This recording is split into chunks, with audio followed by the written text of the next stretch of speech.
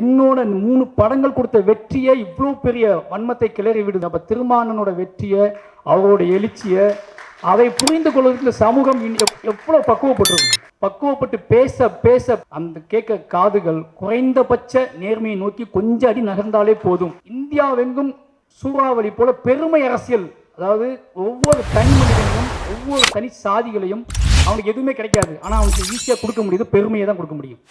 அந்த பெருமையை கொடுப்பதன் மூலமாக ஒவ்வொரு மனிதனையும் தனித்தனியாக பிரிப்பதற்கான வேலைகள் நடந்துட்டு இருக்கும்போது ஒரே ஒரு ஆள் மட்டும் நின்று நிலைநிறுத்துவது அப்படிங்கிறதுக்குல்ல.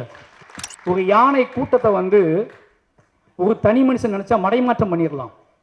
ஆனால் இவ்வளோ பெரிய சிறுத்தை கூட்டத்தை வச்சுக்கிட்டு அதை ஒரு இடத்துல நிலைநிறுத்துறது இருக்குல்ல, யார் வேணாலும் மடைமாற்றம் பண்ணிட்டு போயிடலாம். ஒரு பெரும் கூட்டத்தை ஈஸியாக மடைமாற்றம் பண்ணி பள்ளத்தாக்குகளில் தள்ளி வீழ்த்த முடியும்.